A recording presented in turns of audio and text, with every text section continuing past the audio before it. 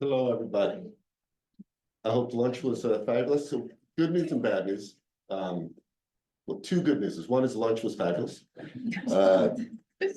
Bad news is Dr. Summer, who I'm sure a lot of you know and want to come see, is not here in person today. The good part of that is that she'll be in a little Zoom box, which we're all familiar with. So related to the bad news is she asked me to welcome everybody.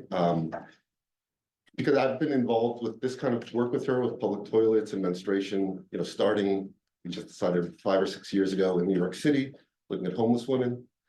And it's kind of, the results we found were actually very interesting, and we wanted to keep looking at it. And it's evolved into this much larger geographically project. And it was very exciting for us, and it continues to be exciting. We hope this keeps moving forward and keeps gaining momentum with more and more people, more researchers, more activists, more policymakers. So yeah, Marty wrote down what I was supposed to say. Welcome, and we're excited that you're here. The other thing, so the session is going to be pretty busy. So hopefully we'll get everything in, and if we don't, like as long and we have next time. Our kind of main thing that we want everyone to come away with, though, is an excitement to use this tool. We would love for people to use it and to help us improve it, because it's a living thing. And if you have ideas, we want to know them. If you have criticisms, we want to know those too. If you have compliments, even more. So hopefully you do take these back to wherever you're coming from, and you use it and you improve it and you help kind of this movement move forward. So hopefully we can now get on to Dr. Summer, which I don't know how to pull her head across the screen.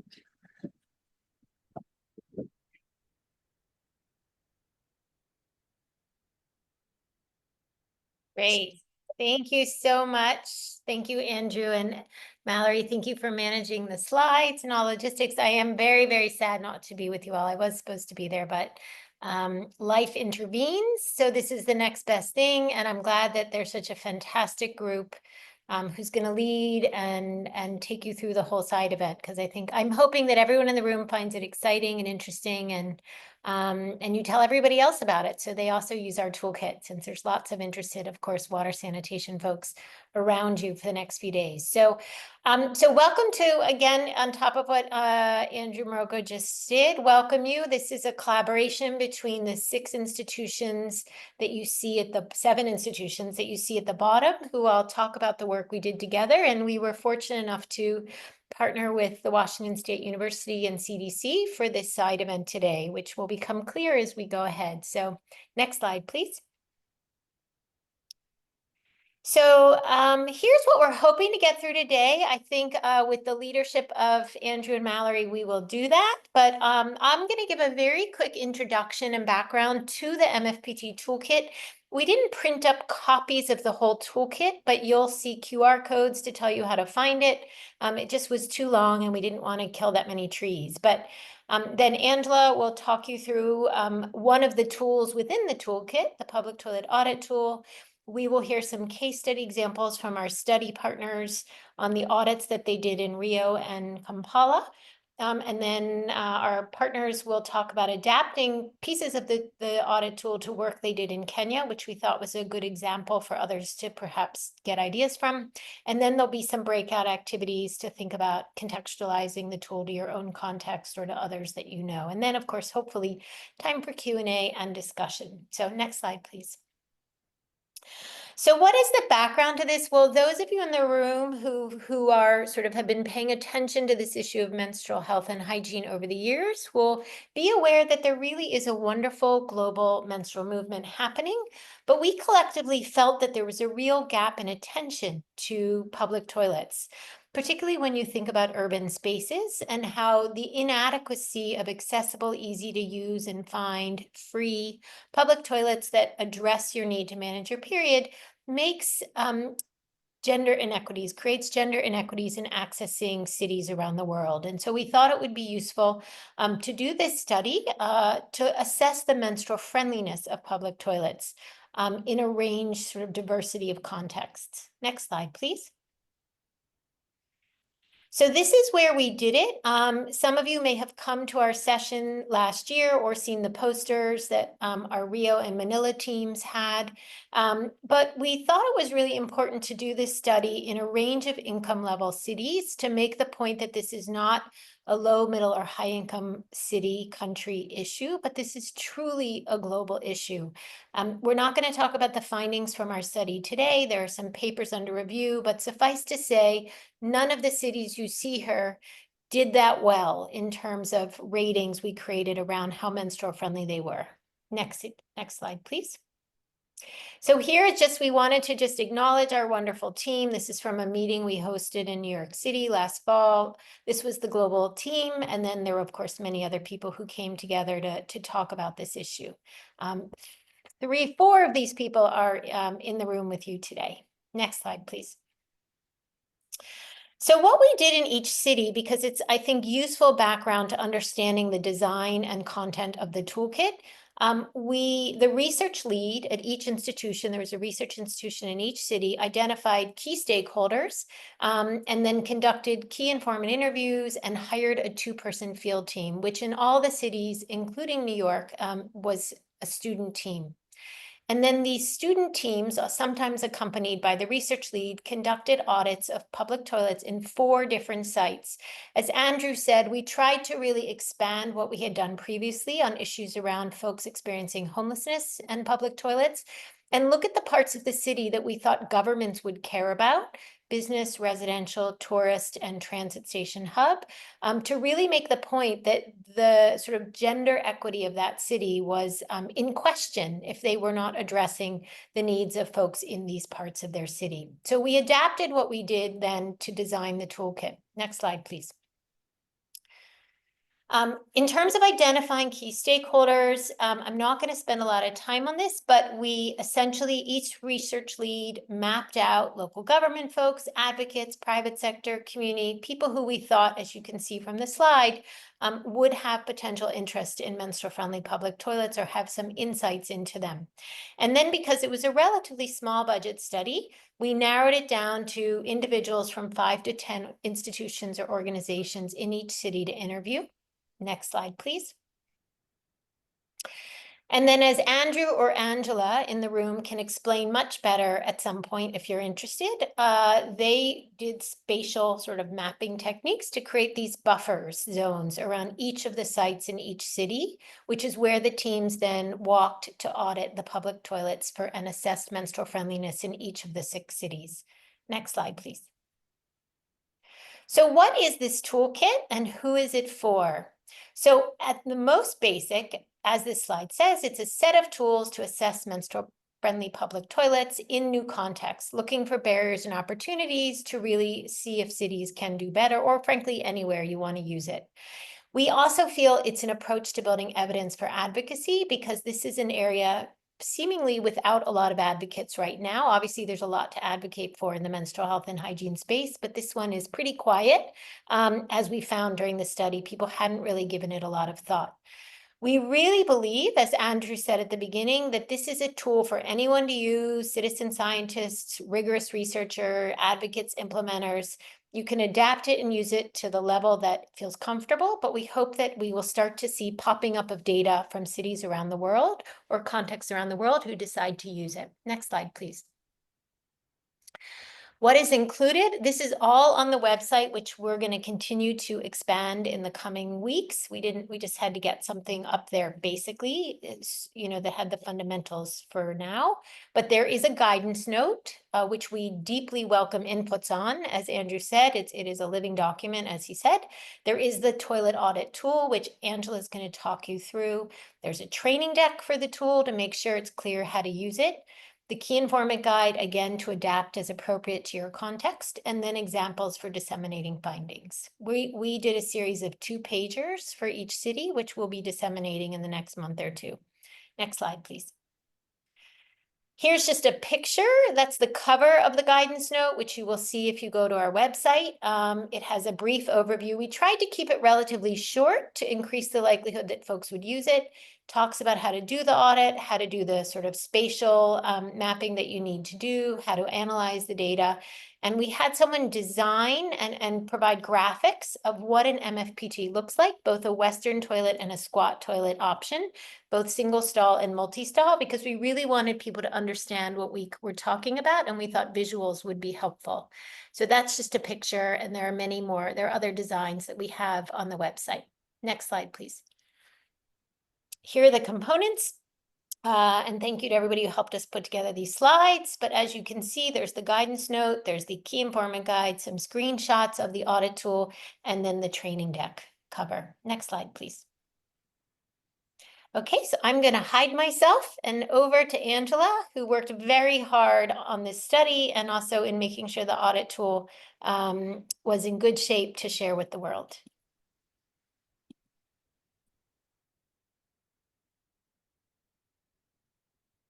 Thanks, Marnie. Hi, everyone. Thanks for coming to the session. You don't have the copy of the tool to look at now, but we have printed copies of it. We'll share towards the end of the session. So, but first I'm going to talk through an overview of what the tool looks like, the types of questions you'll see.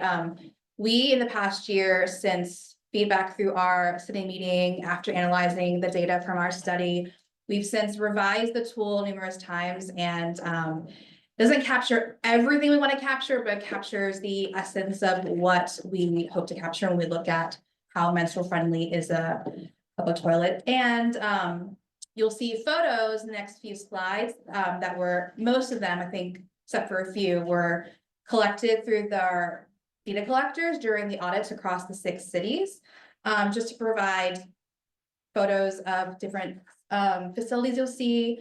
And also you'll see other types of facilities depending on where you'll be doing audits in the world. And we hope that people will go about and doing that. So a quick overview of the type of content we capture in the audit tool. There are 8 sections, 68 total questions, and this is just a very broad overview of what we include. The main areas of focus: facility location, structure, accessibility, and overall quality. What do we mean by those things? You know, whether the facility is in a building or standalone, gender signages, you know, are there requirements to access to get in?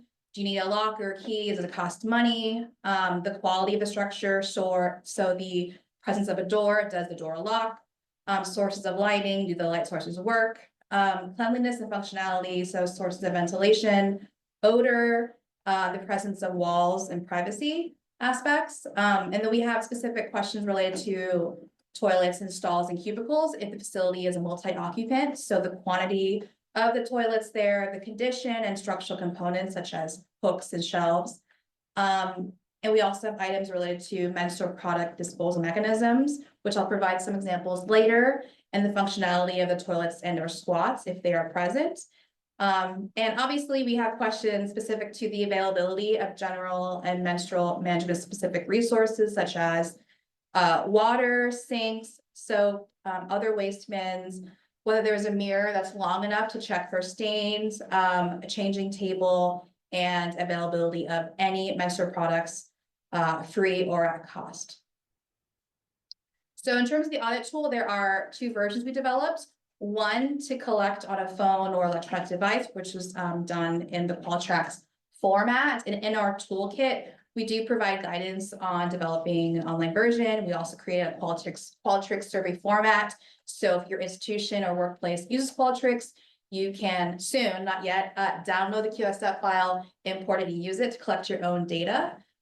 We also paper format.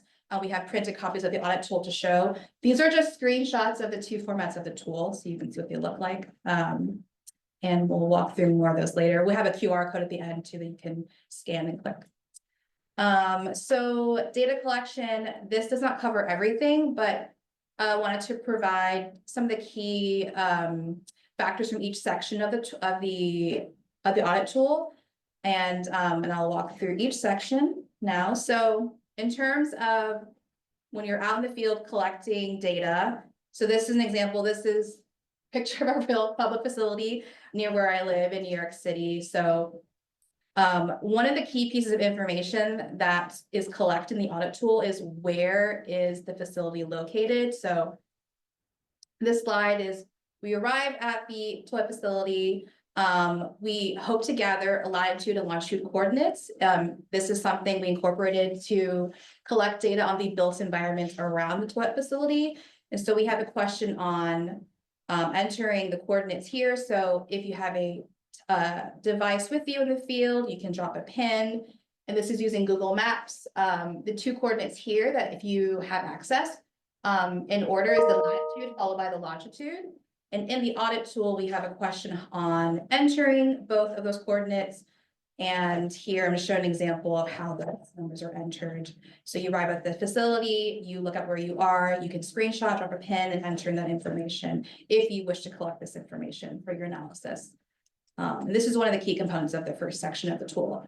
And this second section of the tool is all about where is it describing the facility itself and where it is. So whether it's standalone, so ones that are, you don't have to go into a building to access, versus toilets located inside a building. So here are some examples of ones in a train station or another building that you have to go into a building to go to a public facility.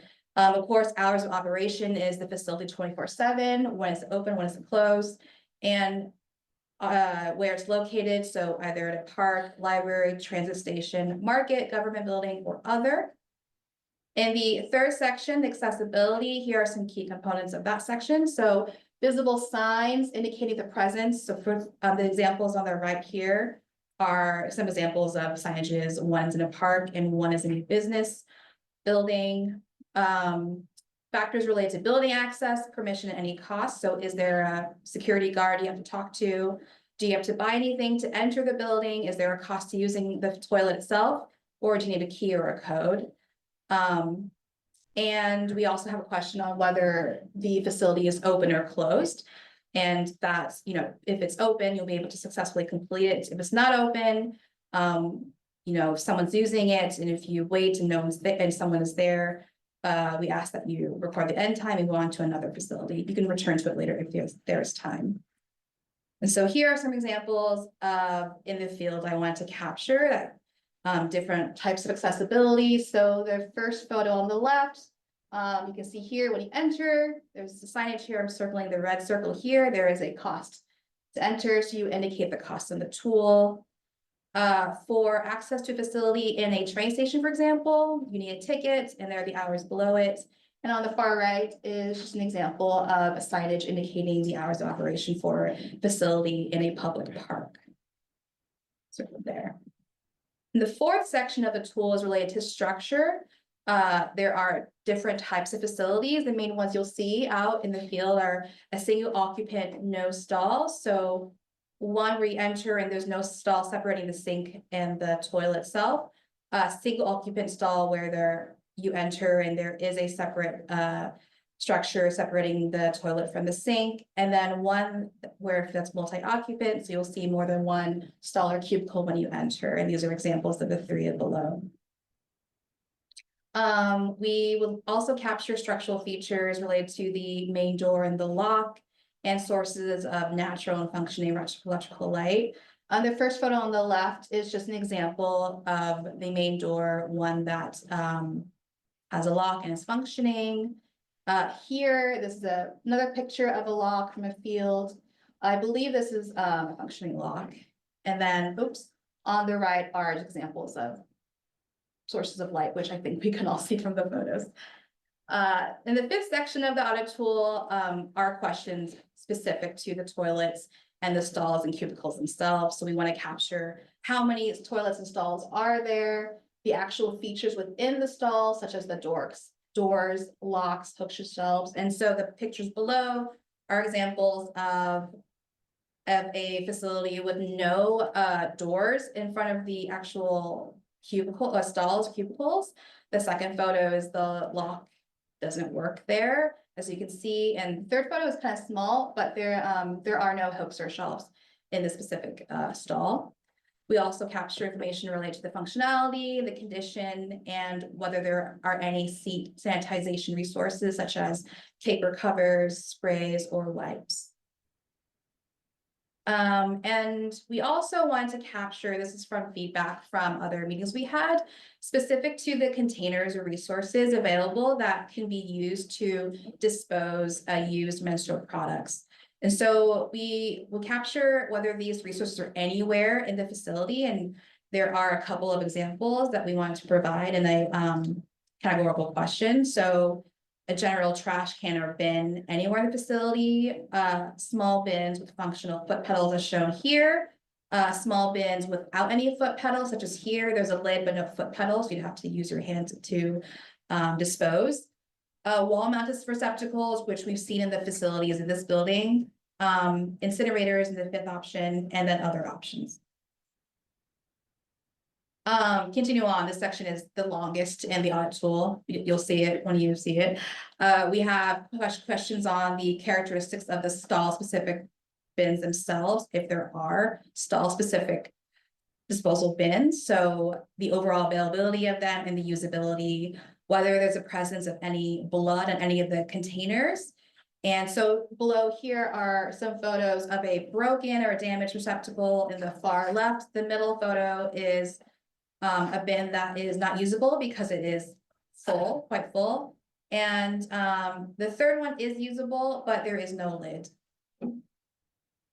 And so the sixth section is on other resources such as water sources available inside or outside the facility, such as a sink, faucet, or jerry can.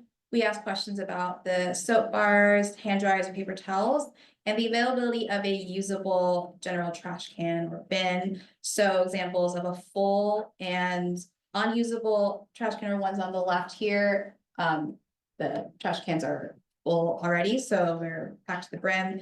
And the ones on the far right are ones that are usable, either midway full or empty. On the seventh section is all about cleanliness. So shown here, so general cleanliness, are there any visible feces, urine, insects, and or used paper in the facility? Sources of ventilation that one can see, hear, or feel. So examples are vents in the ceiling, fans, or any windows that you can open, and whether there's any noticeable odor. So any smells in the space that might limit the use of the toilet. We also capture on a 3-level Likert scale the cleanliness of the floors and walls. Again, here are photos from the field we collected of floors and walls across the cities. And so here, in terms of poor, the floors are dirty, might be hard to walk on. There's stuff and debris on the ground. The two in the middle would be adequate. There is some dirt and things on debris on the floor, but is adequately clean relative to the poor, and then good as in no visible or any debris on the floor. In terms of the walls, example of a poor quality wall would be ones, poor construction, there are holes. Adequate level would be ones that have graffiti or staining, other sources of color, and then good are no visible colors or discoloration or construction. And then the last section of the tool are items that are menstrual management specific. So I mentioned the mirror earlier. So the presence of a mirror that's adequately long, and we provide guidance in the training deck about, examples of mirrors that are not quite long enough, ones that are long enough. So the important that the mirror is long enough for someone to see their clothing and if they have any noticeable stains or leaks. So examples on the left, there are mirrors, but it would be hard to see your clothing through the length of these mirrors. And then examples on the right are mirrors that are adequately long enough that would be helpful for someone to see any noticeable stains. Also, the presence of a changing table or place to care for a baby. And one of the last few questions in our audit tool revolve around the availability of any products free or at cost. And so they would be available in a vending machine, in a basket, or other. And these are examples of ones we found in the field. Some were free, some were at cost, some of the machines weren't working, and one were more tech savvy. So these are some examples on the bottom here. And I didn't keep time, but that's a quick overview of the facilities or the audit tool and the types of facilities we might see. Do we have time for 2 questions? A couple questions? Okay. Quick questions from this quick overview of the audit tool. Yes. Thank you, that was really interesting. Yeah. I wondered what was the sort of, for people, thanks. Hello, I think it's on. I was wondering, what was the sort of variation you've seen in terms of signage? So sometimes it doesn't just say Mailman, sometimes you have your classic stick figures. I've seen some in restaurants that are like person squatting, person standing, like food items, like what's like, how's that accounted for in your? Oh, that's a really interesting question, like the variation of the types of signages. Yeah, because sometimes it's not clear, like what gender it's for, that sort of thing. Yeah, I think that, so from the initial analysis from the audit study we did, we only captured whether it was male, female, or family designated. And I think the majority people have selected female, but we didn't capture any information on the if there was any unclarity about unclearness about the So signage. keep in mind, so it was only public toilets we were looking at. Yeah. So like in restaurants, you know, when they get cute with cowboy hats and Yeah. things like that. Yeah. You don't see it as often at least in the cities we're looking at, with the public, you know, that city funded or state funded restrooms. But it is good, but it does happen, especially the stick figures certainly have it. And sometimes they are. Yeah, I was just wondering. No, it's interesting. Well, we have a lot of questions in the past about signages. Yeah. So I think maybe it's something we could in the future. Yeah, look more into. maybe in the original one, we actually had an open text thing there too. Most of the questions, at least originally, we had open text because we weren't sure what we were gonna find, right? Yeah. So yeah, It's good, but we have one, or time for one more question. If we move on to the next thing. Thank you for that brief overview. I'm just interested in knowing a little bit more about what sets this audit tool apart from the guidelines and the tools that have been published by WaterAid and WSUP, because they've been kind of, I guess, applied globally. So I was just wondering, are there parts of this audit tool that is enhancing those tools that are already out there, or filling in a gap? So I'm just curious about the need of having another tool for this sort of available. Oh, yeah, no, that's a really good question. I think someone else on my team could better answer that.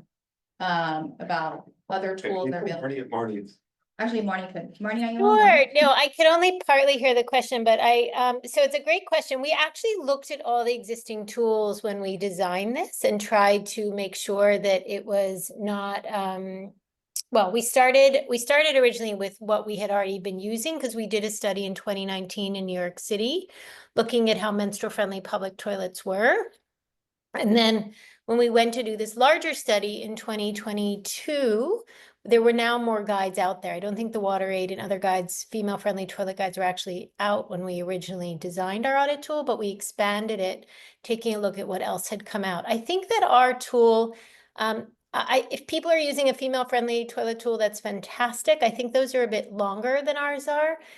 We were sort of seeing our tool as an advocacy tool as much as a evidence building tool. And we thought something that's very focused on menstruation might help to bring folks who think about periods but aren't focused on the toilets as much to this issue, and create some sort of general advocacy around it along with some data.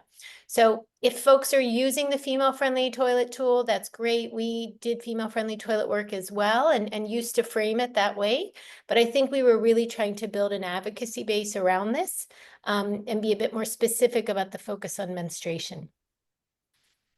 I don't know if that answered the question.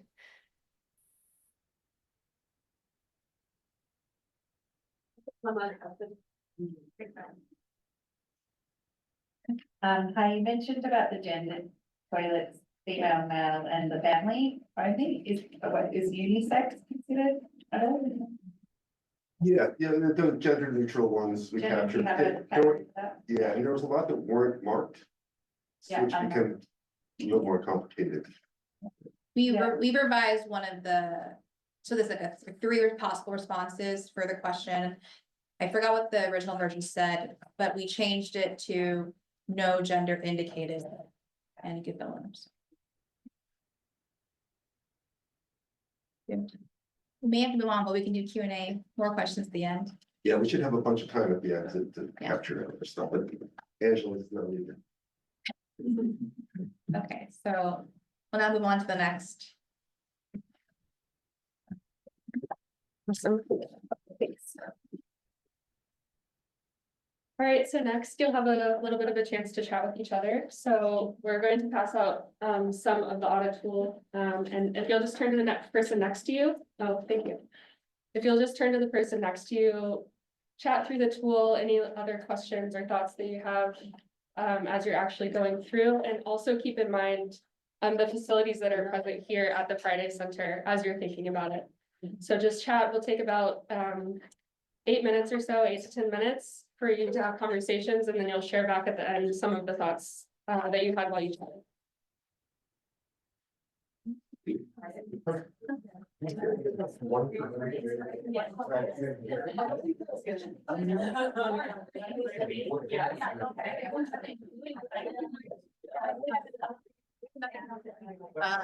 If they share. Oh, wow.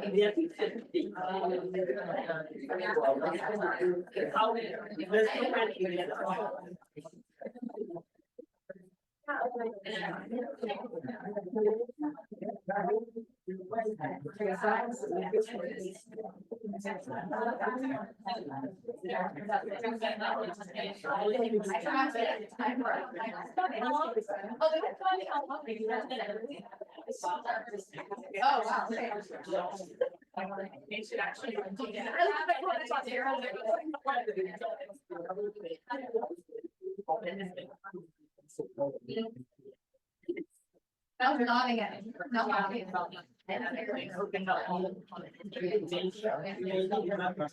Oh, should we walk around and see?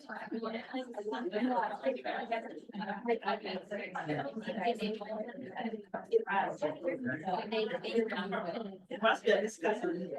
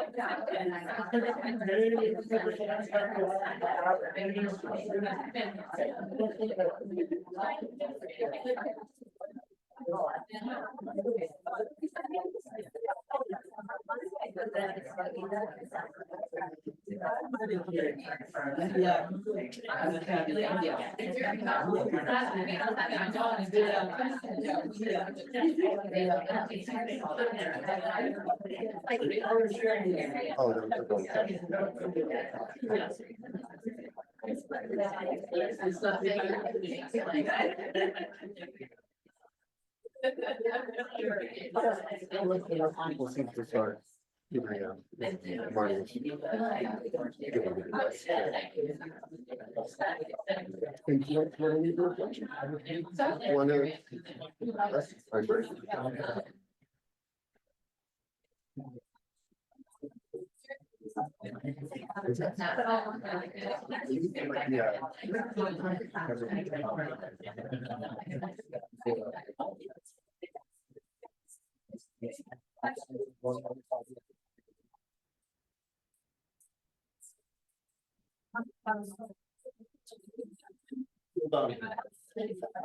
That is nothing.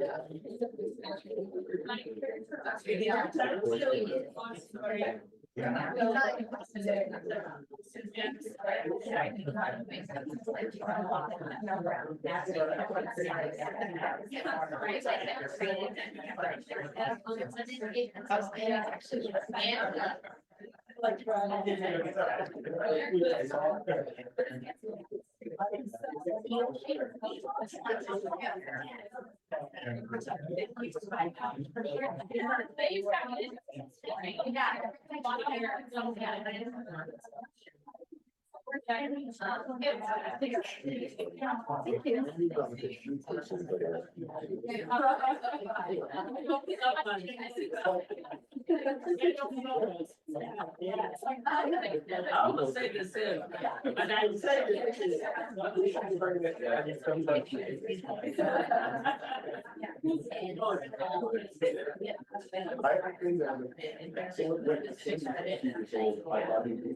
Yeah.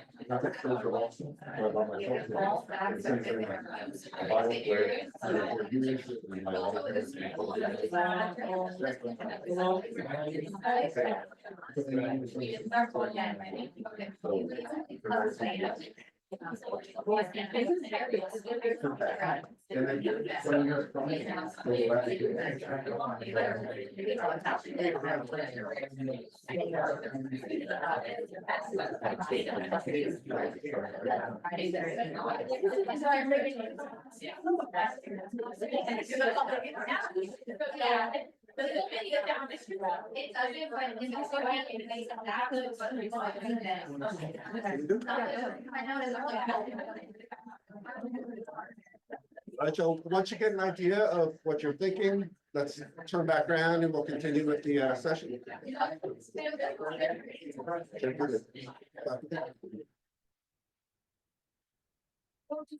Excuse me? So you know what's exciting? So everybody's talking and excited about toilets and menstruating and like, this is what we love. Angela is one that's still talking. All right, so what we want to do here is not take too much time, but to think like how does this tool look to you just like off the bat? And if you think about the restrooms we have here, or we have here, but we're using here, are they menstrual friendly? Like, how would you reflect on the toolkit in reference to this bathroom or anything else? So, any interesting thoughts come out of your groups? What do you think? Yeah. I'll just say. In our group, we talked a lot about just clarifying what a public toilet is, so I just want to throw that out there in case other people were musing about that. Yeah, so that's an awesome point. So if you didn't hear it, she was asking about what is a public toilet, and we have been and continue to be arguing about that for the past 6 years. It's very unclear. Every city has kind of a different idea of what it is. And it is context specific. So but it's an excellent question and something it is important to decide if you're going to use the tool before you go to the field to figure out what counts and what doesn't count.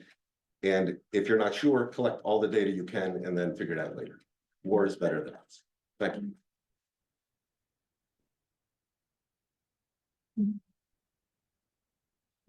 you. I think I'm just repeating myself for some of my colleagues because I've been writing about it since yesterday. So there's no one has a 25-cent coin. So although there are vending machines here, there's no coin. And also for the wash conference and video, it would be nice to have this free menstrual products. Not the pleasure of choice, but just a case like come back. Yeah, and there's only like time to like available. So for a conference on wash, this is not going to be time.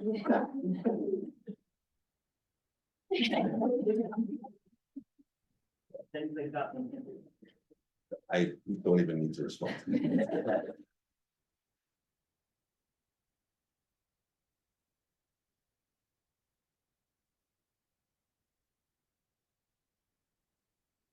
So we inadvertently had this discussion at lunchtime today, covered a couple of points, but I think the primary one is the fact that they're not private.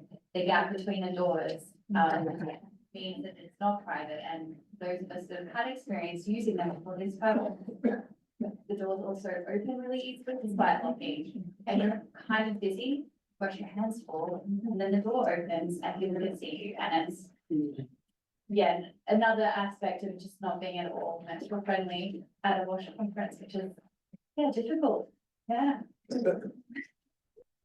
You know, so that's kind of what we found when we were looking at the higher income cities and lower, like it doesn't really make, it does make a difference, but not that much. Like, these are beautiful. You walk in, everything is clean, there's soap and water, which is great. But yeah, the locks barely work. The cubicles are relatively narrow, so that's kind of hard to manage. There's a lot of issues, and clearly during the design, I'm not throwing this place under the bus, but during the design, it wasn't thought about. And so that's something that we can change. Well, maybe we should go on. So, for those of you who know Marty, who's one of the greatest people on earth, she's one of the most organized people on earth as well. And if I go beyond 2 minutes late, I get a demerit. My pay gets done. Oh, so this is a super fun part. That's great. So we're going to go through the pilot study, the city specific studies now. So you got to hear from first Natalia from you.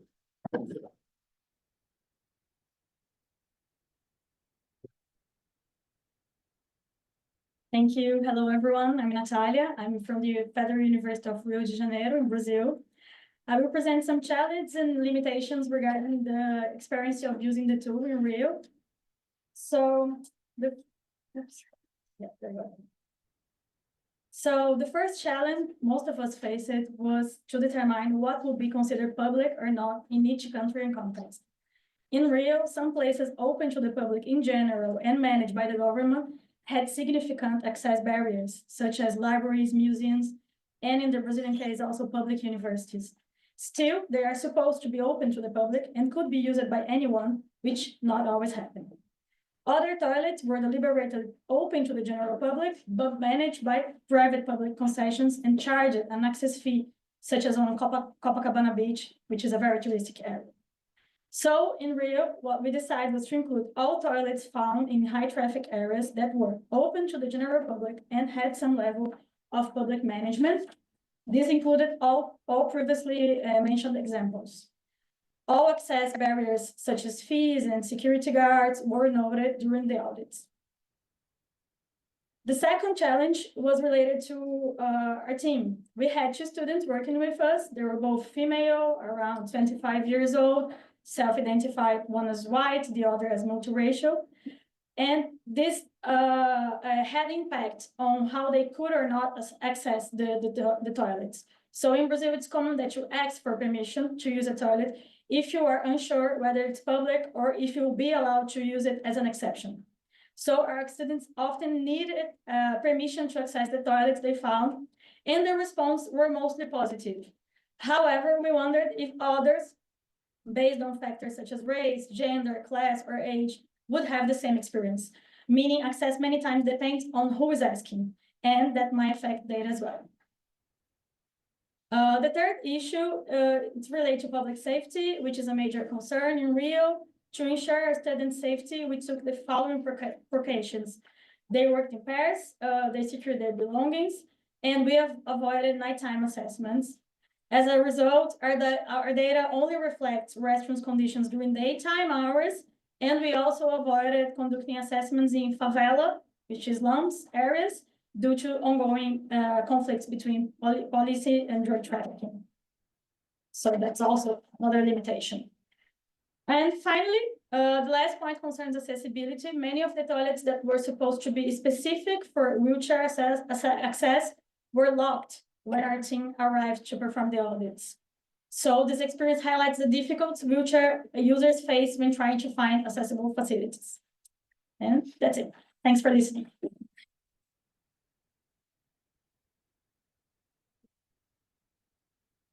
Yes, from Brazil to Kampala, Uganda. I'm Jacinto Kenya. I'm here to share with you our field experiences and what you need to prepare for in case you are going to use this audit. Just field experience. Yeah, so in terms of definition, as it has already been explained by my colleagues, it is really a fluid definition. We would expect public toilets to be, used by anybody. You don't expect people to be paying for the facilities. But what we found in Kampala, some of the facilities, as much as were owned by government, people were paying as, pay per use for maintenance costs. Others were not paying. So at the end of the day, we sat as a team and agreed that we are going to consider public toilets as those that were managed by the Kampala City Authority, whether they were paying or not paying. So in terms of constituting the study, the research assistants, you need to consider gender. This is very important because when it comes to looking at the male side, it will be better for a man to go the other side and then the female go on the female side. So in Kampala, I had 2 young girls working together with one male. All of them were below 35. We did not have challenges with the race and the age. In terms of safety, this is something we need to be very conscious of because many times where toilets are, and these are not well-lit areas, and in Kampala, we are still using, cash pay. To access most of the toilets, as I had already mentioned, people have to pay. And you find that some of these girls and boys were at risk because they had to pay. And the moment people see you getting money, you need to be very conscious of that. So we cautioned them not to move with large amount of money. And they only conducted the data during daytime. And they moved together, the 3 of them. So the boy was sort of protecting the girls during data collection. So this has implications on the quality and amount of data you collect. So whatever was reflected from Kampala was for daytime. We did not pick data for night. So in terms of accessibility, this was really interesting. I, for one, as much as we had very few toilets in Kampala, I did not know 90% of the public toilets where they were located. So what did we do? What we did was to go to the Kampala City Authority. We used the data sets from there. We also had to walk around to identify, asking people where they go as public toilets. And because the toilets were really few, the data collectors had to line up and wait for people to clear so that they are able to access the facility and fill our tool. So the good thing that there were very few toilets, so it takes a little more time to fill the tools if the toilets are under use.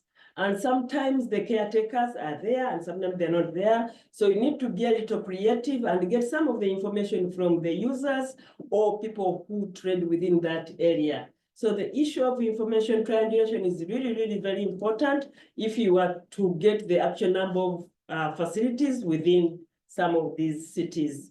So from Kampala, I invite Evelyn to take us to Kenya. Thank you very much.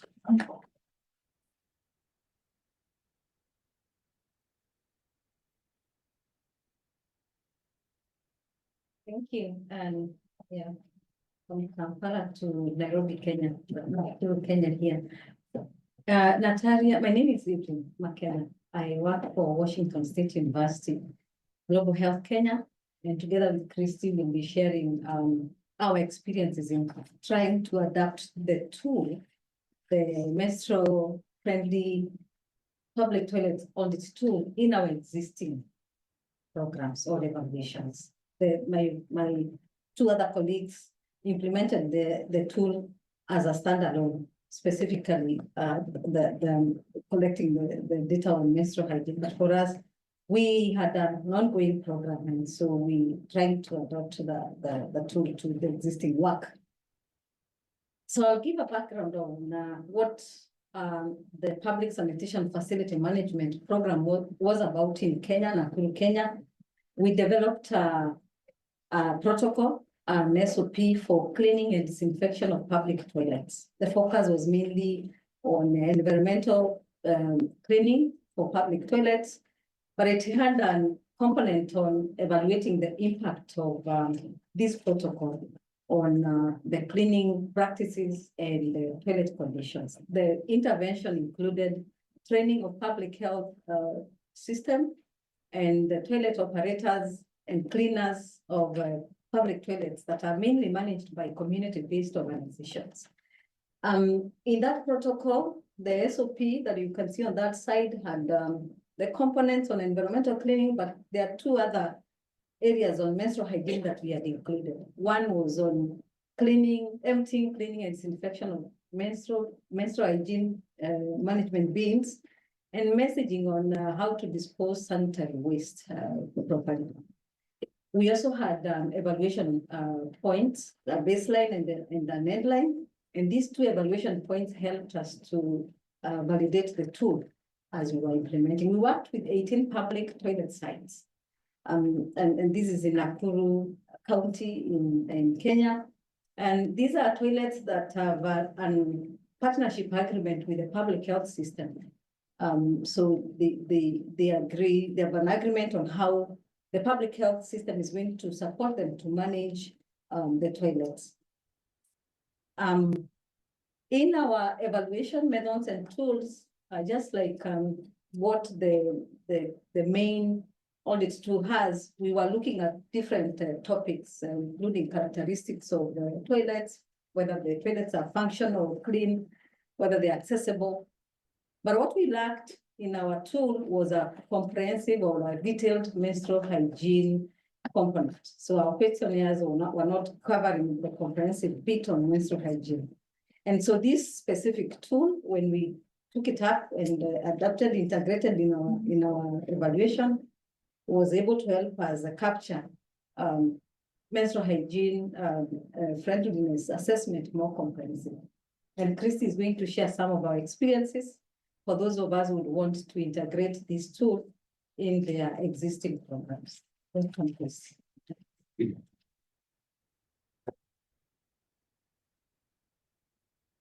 Okay, great. So I will be presenting some of the findings and the takeaways and how they helped us use the tool, or we adapted some of the questions into our tool. So the first is these two questions on toilet paper available and changing station available. And we found consistency from baseline to endpoint, suggesting that there's some validation of some of the questions that we incorporated. But moving on to disposal information posted, we found a big change from baseline to endpoint. And that was likely because of the public health officers promoting menstrual hygiene management in toilets and posting some of these signs that you see in this picture. And then lastly, we found a difference in adequate mirror present from baseline to endpoint, and this decreased, and that's likely because we didn't train our researchers very well on how to interpret this, and we were a little bit more critical of the adequate mirror at endpoint, but I think that kind of justifies why you should use the training materials to explain and kind of get your team on board as to what's an adequate mirror. So moving on to sanitary bins, we found that the majority of the bins in our sites were these sanitary bins you see in the picture. And then we also found a small amount of general trash can and a small amount of stacks. Just one toilet site had a stack used for sanitary waste.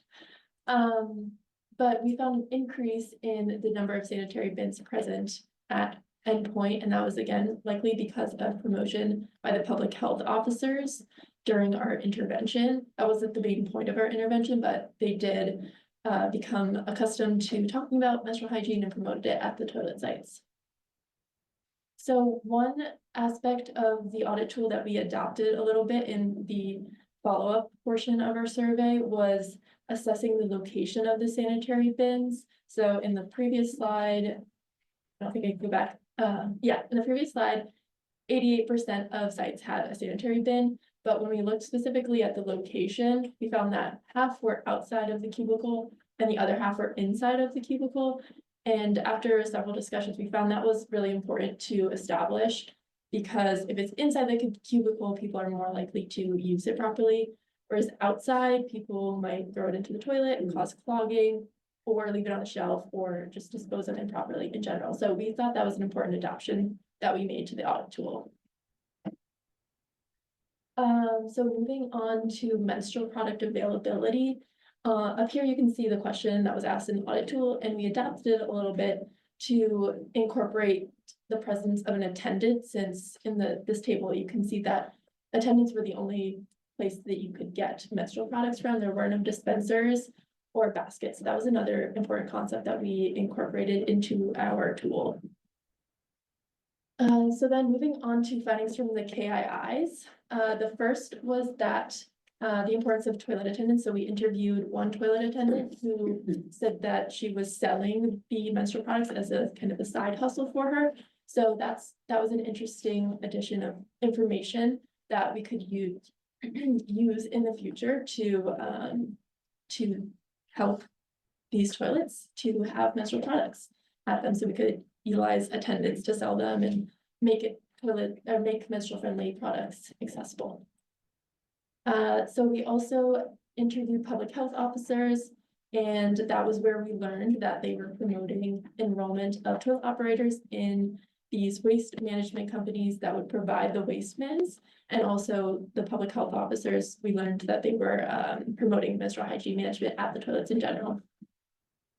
We also interviewed waste management companies, and in Nakuru, Kenya, that was a really important way for toilets to manage their menstrual hygiene. So the toilets have to individually enroll in menstrual hygiene management, where they pay a fee, they receive a bin, and then monthly they also have to pay a fee for that bin to be emptied. So that's an important cost of the toilets, and it could be a reason why we saw that some toilets only had bins outside of the cubicles, because it was an extra cost to have multiple bins.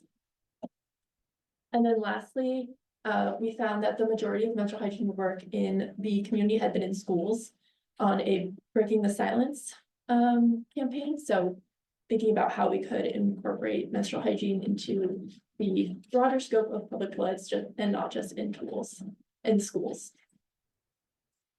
So in conclusion, we found that some adaptations for context may be useful.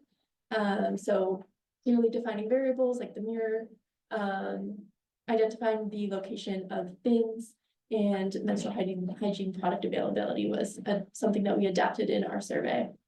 We also found that the qualitative data helped to contextualize some of the quantitative data that we found, but that is quite time consuming, so it may not be the goal of some studies.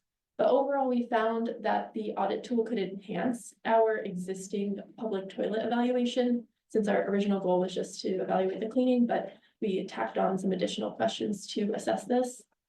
And future impact evaluation could inform the utility of the tool for helping to promote menstrual hygiene awareness in the community, especially among the public health officers who were really critical in promoting menstrual health in the community. So that is it for me.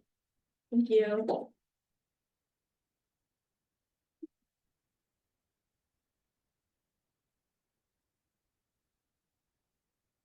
Next, we'll move to a Q&A from the 3 presentations that you've just heard.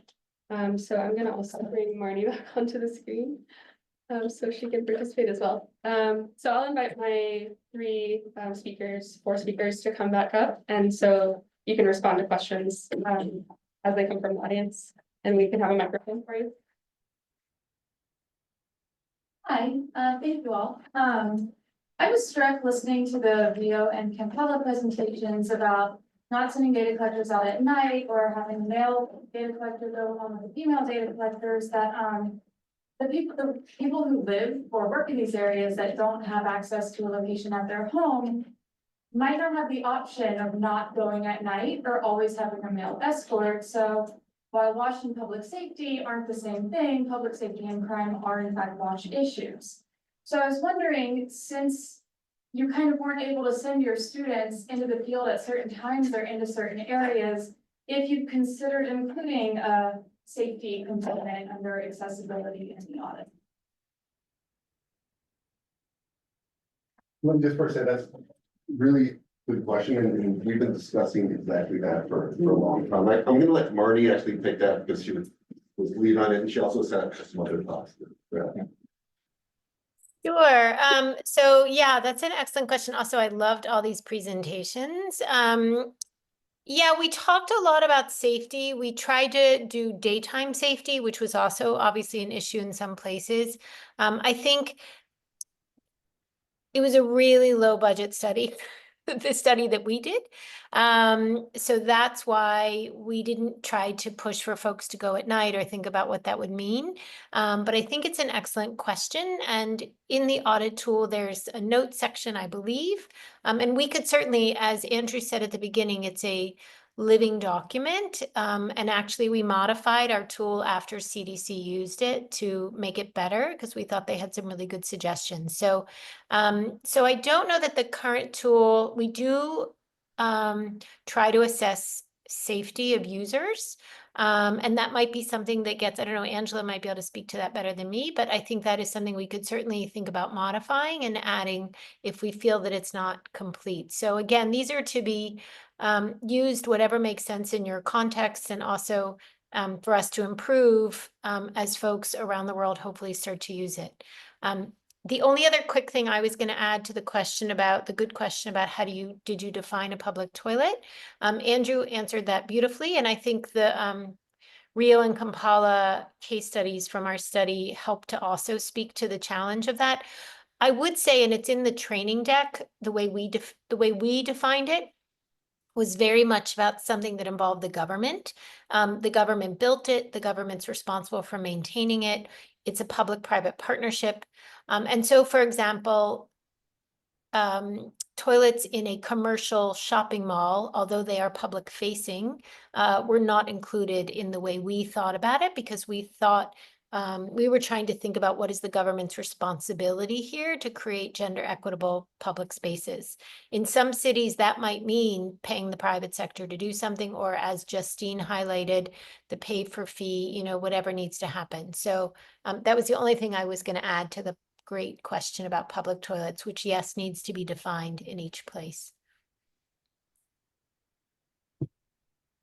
I'm just gonna add one real quick thing to what Barbie was saying. We could talk forever just about that one question, to be honest. But most of the audit tool was to assess the structure of the toilet, like not so much the experience of the users. That would require a lot more work, right? And actually talking to people that are using the restroom rather than us guessing. So it was meant to be a little more objective. Big quotes. Hi, everyone. Mariah from UNICEF. Thanks for the very interesting presentation. I was wondering, the toolkit is very detailed, very thorough. It's also rather long. So I was wondering how much time do you actually need per toilet to go through the entire checklist?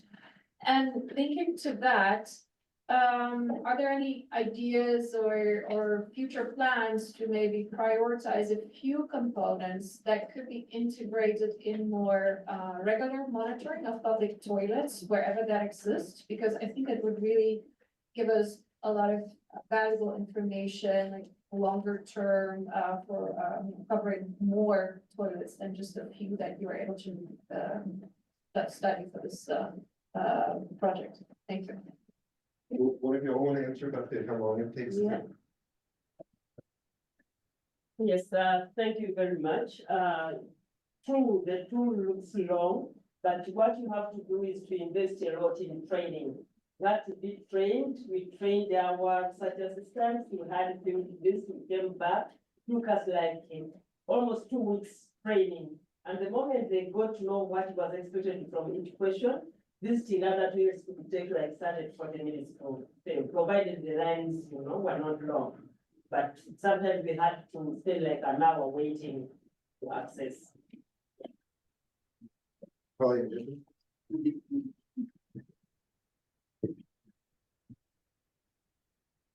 Indicators to speak. Well, I think in our training deck and our guidance note, we give a lot of guidance on areas where you decide you're going to define like areas you're going to audit and how many hours you might want to allocate for the audit. So we don't recommend, trying to audit let's say 4 large neighborhoods in the city in one day. That would be really tough. So trying to carve out that time across different weeks. But yeah, one audit, I think I looked at the start and end time. I didn't calculate the average, although that's a very good question. I might do that when I go home. I think the average, just roughly speaking, over 181 open facilities, anywhere between 10 to 20 would be the average. And that is because a lot of facilities were multi-occupied. So then you'd have to go through each. keep it going, but, assuming you could, so. But, I think if people were to use a tool in the context, they could certainly adapt, this survey to their needs. Marty, I don't know if you want to talk about the shortening it. Yeah, I mean, Mariah, that's a great question. I'm less familiar with how much public toilet monitoring occurs, but I think it's a really excellent idea. This was kind of like phase one to create something to get people to start thinking about menstrual friendliness in relation to public toilets in urban settings. So I think it's a really good idea. It might be that as we see if as folks use it, what pops up in the data and what seems to be most meaningful, that might help us to narrow down what seems to be the most important thing to include. But I think it's good. I will tell you, in most cities, nobody even knew what we were talking about, which is why we decided we need a graphic. We need sort of a range of questions that get at what it means. But our overall message is just make public toilets more available and slightly different. Mainstream this to make them menstrual friendly, not to see it as sort of a whole new thing that folks have to do. And as others said, you can adapt the tool, you can shrink it, you can, do whatever makes sense for you. The way CDC and Washington State just took pieces of it and integrated it into what they were already doing, which I love seeing their preliminary data. Oh.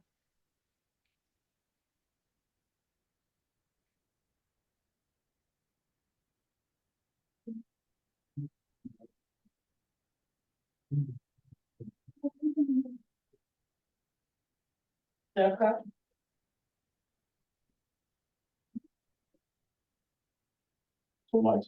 So that is so. My name is Shaka from Pan-African Association of Sanitation Actors. I observed one thing in the presentation from Rio de Janeiro. When she said that they have constructed a tool, talks about catering for disabled people. So I want to clarify that we don't have disabled people, we have people with disability.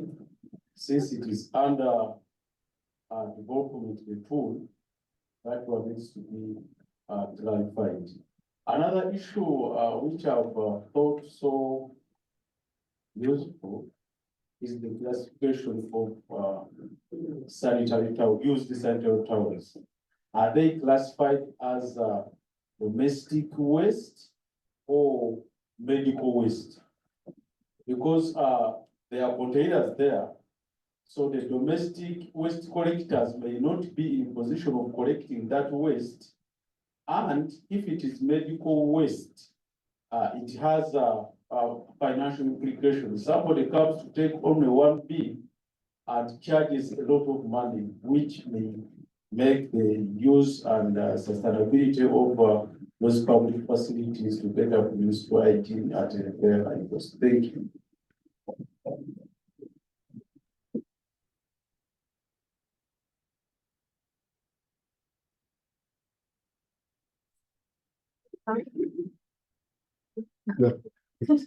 I don't know how to respond specifically to the issues with Rio that you're bringing up, or how like a municipality would properly deal with the waste. That's definitely far from my expertise. Andrew, I can speak to that when you're done. Please. I was just gonna say But you can do the other ones because I couldn't hear. No, go ahead, Marty. That was the main one. Okay, I couldn't hear the earlier questions. It's great, really. We're taking notes because all these questions are really helpful for us. And unfortunately, we couldn't include waste management in this assessment, partly because we already were trying to learn a lot and we were looking at the whole world. And waste management systems are quite different in all the different cities and places we were looking at. So although we reference waste management in the guidance, we unfortunately couldn't include that. Although we do have waste management guidance in our menstrual hygiene management and emergencies toolkit, which some of you may be familiar with, which is much longer, and we did a number of years ago for displacement contexts. And in that, we debated a lot the question of medical waste. For the purposes of this project, I don't think we would necessarily recommend that municipalities see it as medical waste. If you're working in a hospital or a clinic, then I think you would.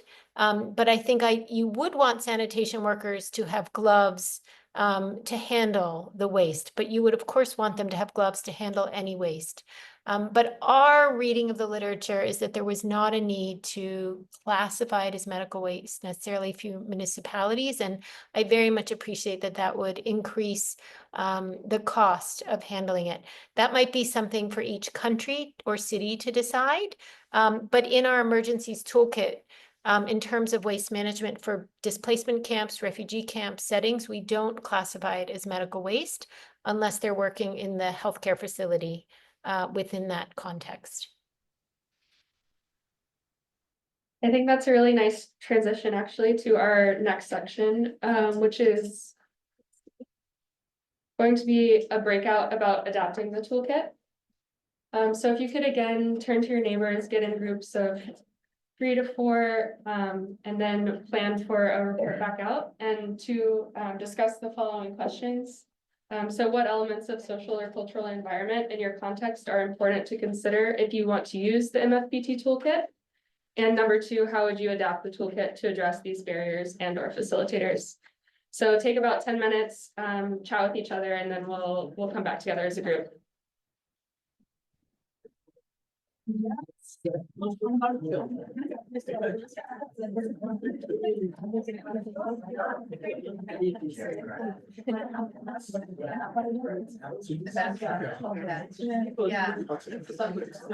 I didn't know.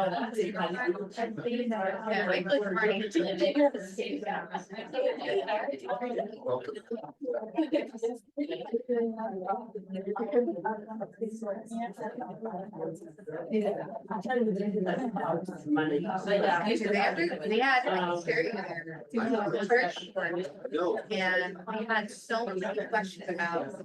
So I included some of those. But I couldn't include everything. Yeah. And like, even the thing about like instructional permission, others do. Yeah. For children, and really thinking, yeah.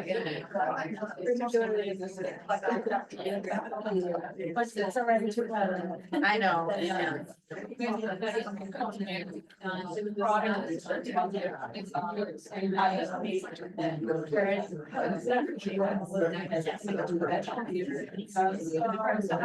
Excellent job, MC.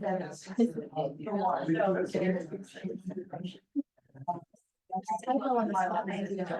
just realized that I will. I saw one, yeah, you saw it too? Someone put, there was no time before. Someone added the O in there, and I'm like, I'm blame you, you. That's the bars, it wrote boards. Okay, what's she saying right now? Oh, yeah, I gotta take. I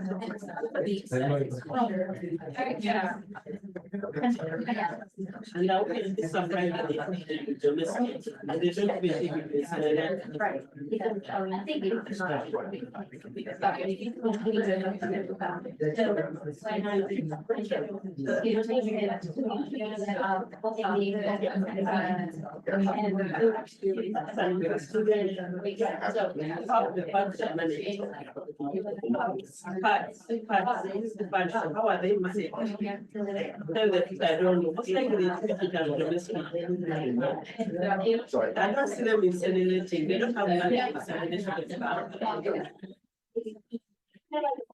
Some people do happen with the impulse. But I think that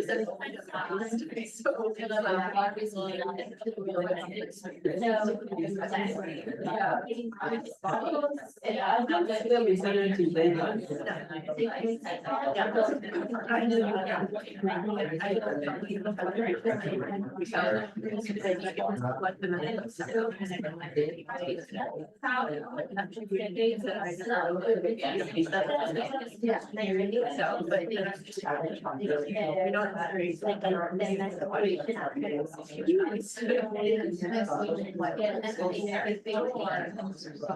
That's another area we need to define. We don't have guidance yet. Some of them go domestic. Just decompose where they never decompose. It's really messy. It's an annex.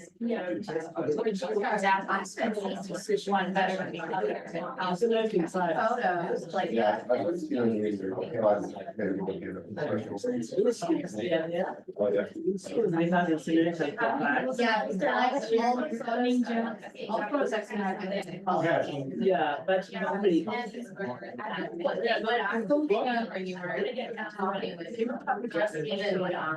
Like the first step of selecting, that's where it's audit, right? Because the initial, they're doing all of that, and tourism district. And somewhere you're gonna be. You can't really use that same. To, even like how we can call it, that would be, like, maybe the question is, that would actually need to be trained down on people, so they can tell how we would, and about that, like, example. Yeah, so I think, they all separately, yeah.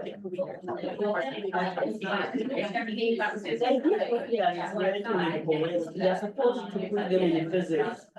They're not supposed to put everything together. You can start with the light ones, the can one, then they bring different things. It has to be, they're supposed to mix everything. And because of the time, and they don't have any fuel, run, they mix. The other one, has more.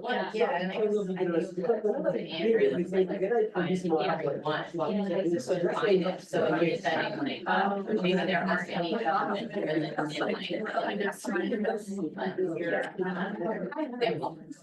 We need to make more about someone. Even as a lot of guidance. What is the best people handling the paper? The daily paper.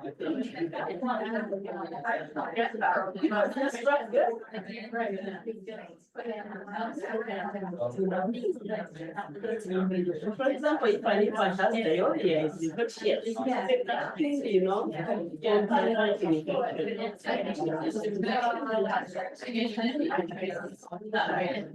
How much more time do you have? And that,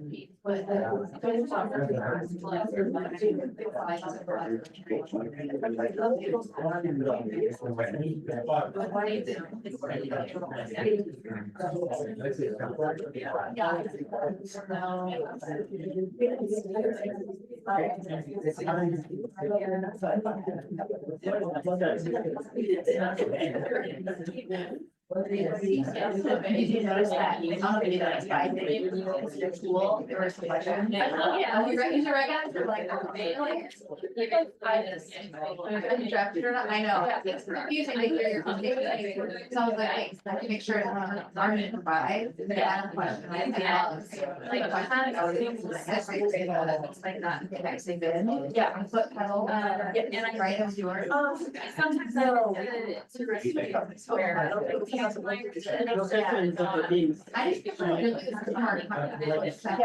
be great.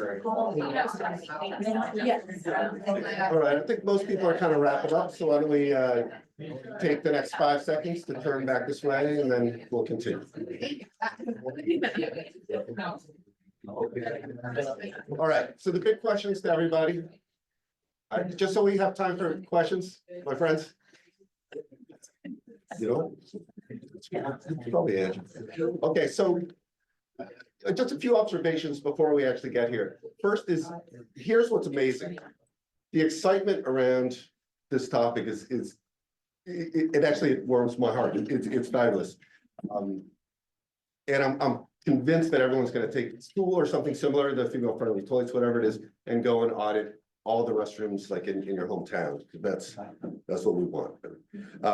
But before we do that, we've got to figure out how would you audit the restrooms in your hometown or wherever you work. So, thank you. So what do you think? What did your groups come up with in terms of how you would, or how you think colleagues would, or whatever, like adjust or modify this tool in order to work in a different setting? If anyone has anything interesting to back. Please. Yeah, so we were discussing here. So my name is Icahn and representing Wash Institute from India. So India, we use more water. So one thing most happens is when we speak about menstrual friendly toilets, if menstrual waste management is not proper, it is going to dismantle the toilet, or it is not, if we are not able to use it, then there is sanitation worker needs to be involved. This is a cycle. If the menstrual waste management is proper, then these things won't happen. So I think that point needs to be we have to add to this one, and that's important. Second thing which we feel is it is not just menstrual waste management. Normally the public toilet waste management is important, because the structure, the superstructure which we are speaking is just the face of it. All the other things happens inside. So if we are missing that, I think that there will be a serious issue in that. But since we are looking into the menstrual friendly toilets, it is, so it depends on what the research team wants to do also. Because we have an experience doing it in India. We had done something like 1,000+ toilets we had audited. And it is like we had gone for a 3-stage process. I don't buy shortening the questionnaire, because we think public toilets are very simple, but it is not. That is one problem which we are trying to solve from decades. So I don't think shortening, maybe for some purposes it works. So when we done the audit, we gone for a 3-layer audit. So we done it with the municipality or the local body who owns the toilet, and we understood what is the business model there, how much they pay for water, how much they pay for electricity, etc., and how is it run. Second level, we observed. Then third level, we had an interview with the attendant. So this took almost a half a day for one day toilet. Yeah, thank you. Yeah, no, that really good observations. Thank you. Yeah, it's something important and related to the last question, right? Is the management of the waste. It is tremendously important. It's not within this tool at all. Like, I think if it's something that has to be considered, then it has to be considered for sure. But this tool is clearly, it's not designed to look at the waste stream afterwards, or a lot of the engineering difficulties around it, or cost, honestly. It's more, does it meet the minimum basic standards for human beings? Not so much how much it costs to do that. Any other observations?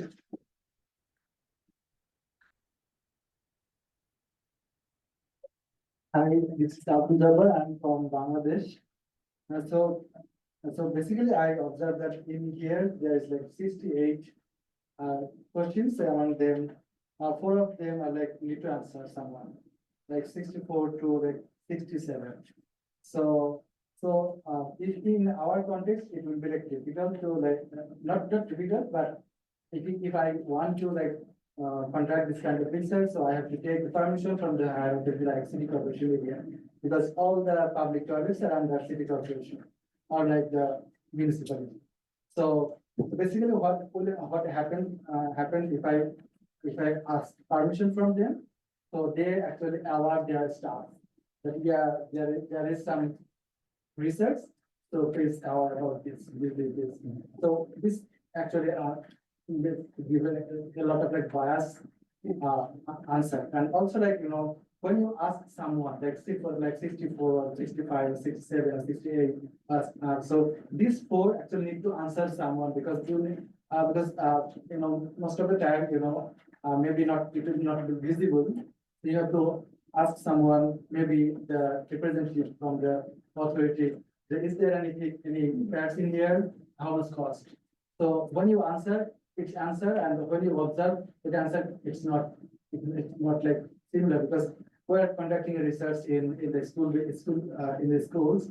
So when we observe our staff or observe the scholars, there is maybe no so. But when we ask to the teacher, they told me, yes, we have this actually, you know. So I observed that, you know, this 4 question is like difficult to get like actual answer, but others I think we can use not only for public toilet, but also like other menstrual related studies. Thank you. Thank you. Yeah, that's really interesting. Yeah, you obviously you want to have as realistic a view as possible for a user's experience, not so much what like whomever owns it would like you to see. But sometimes you have to do what you have to do sometimes. Yes. Marty, let me know if you have any comments, by the way. Any other thoughts? Yeah.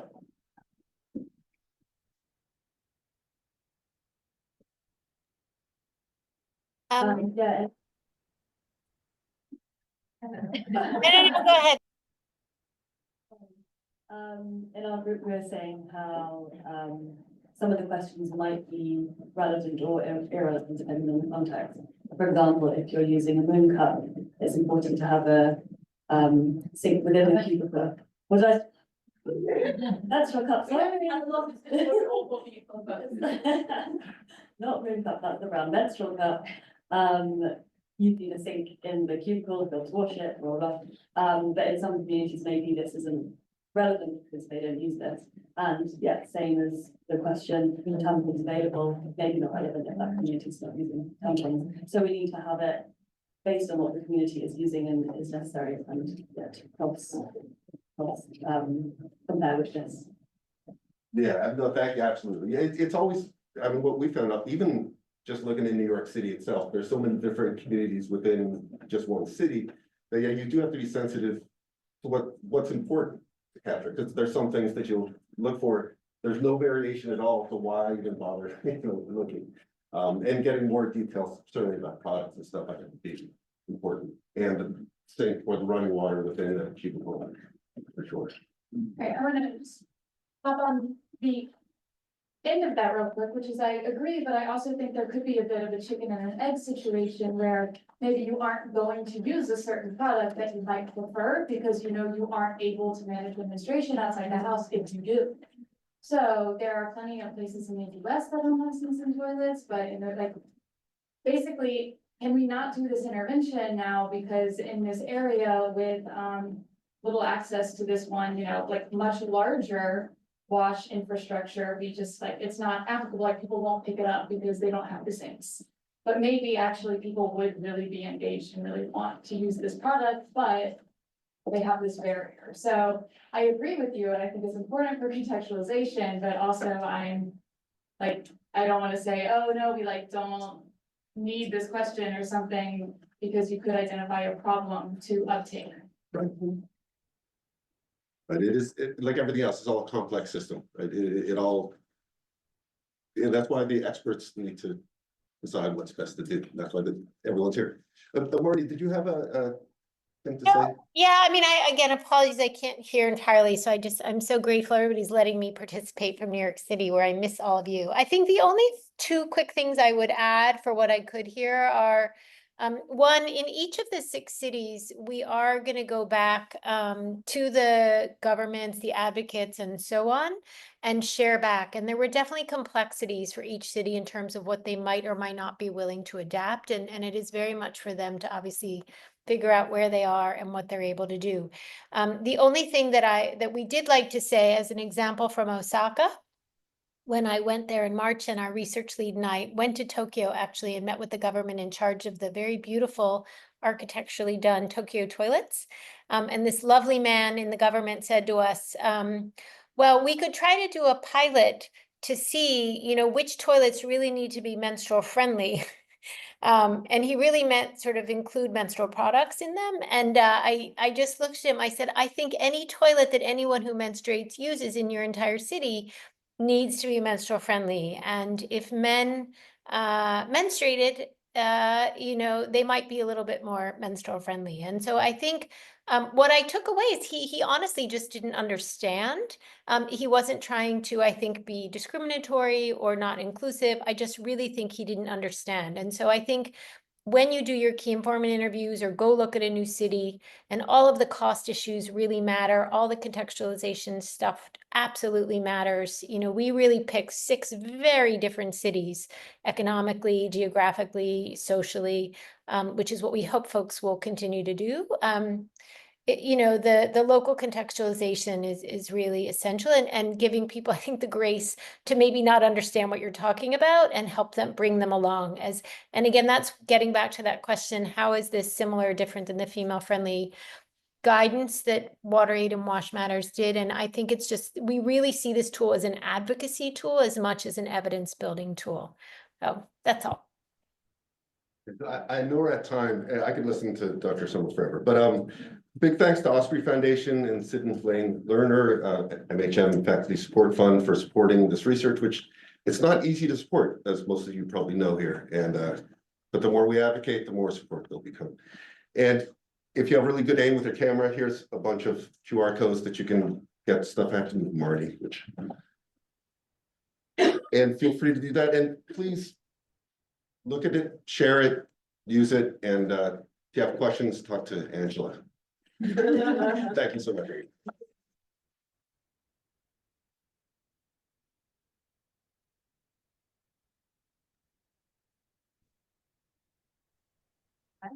Good timekeepers.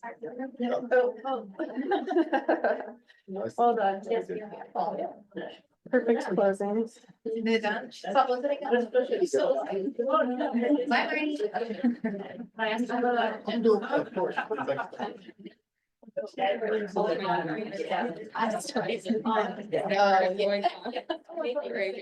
I heard it, I was like.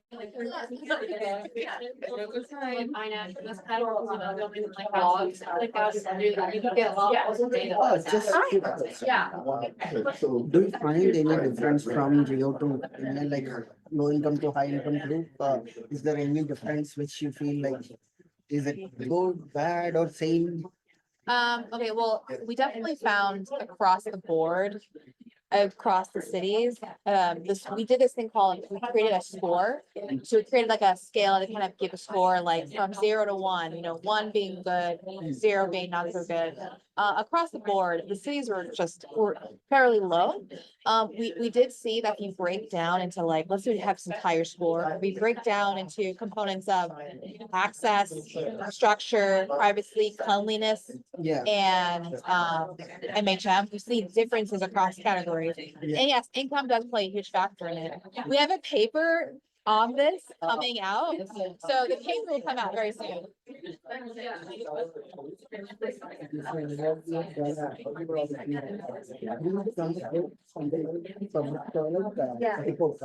Oh, okay, wow. Oh, I love it. Yeah.